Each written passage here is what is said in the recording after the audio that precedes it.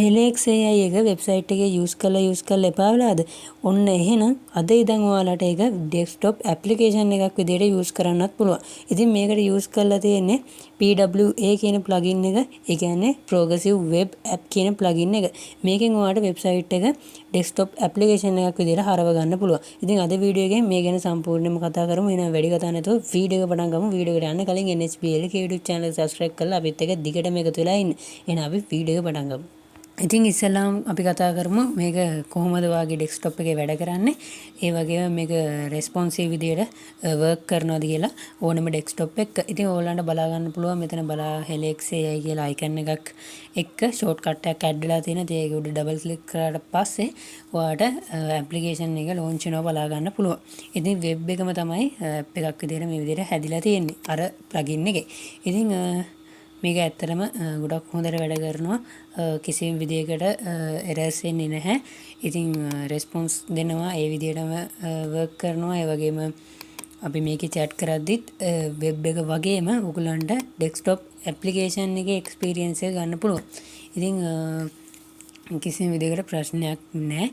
ගොඩක් හොඳට වැඩ කරනවා. ඒ වගේම මේකේ ෂෝට් කට් එක ඔයාලට ටාස්ක් බාර් එකට ඇඩ් කරගන්නත් පුළුවන්. එතනින් වැඩ කරන්නත් පුළුවන්. ඉතින් ඒ ටික තමයි කතා කරන්න තියෙන්නේ. ඇප් එක ගොඩක් හොඳට වැඩ කරනවා. ෆුල් ස්ක්‍රීන් වැටෙනවා.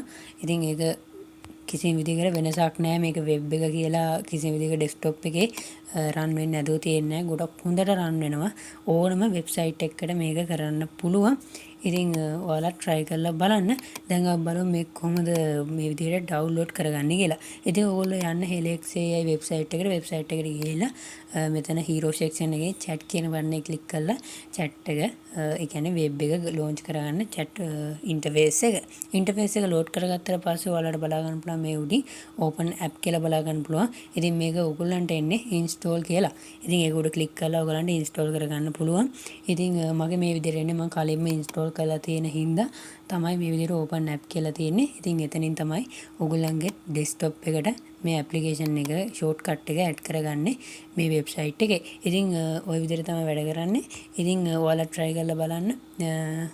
ඒ වගේම අපේ social media application එකත් ලබන සතියේ ඇතුළත release කරන්න හිතාන ඉන්නවා.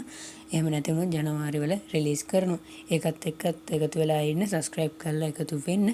ඒ වගේම තවත් මේ වගේ අලුත් වීඩියෝ ඔයාගාවටම ගෙන ගන්න අනිවාර්යයෙන්ම NHPL කේ අපිව subscribe කරලා තියාගන්න. එහෙනම් තවත් මේ වගේ අලුත් වීඩියෝ එකකින් ඉක්මනටම හමු වෙමු.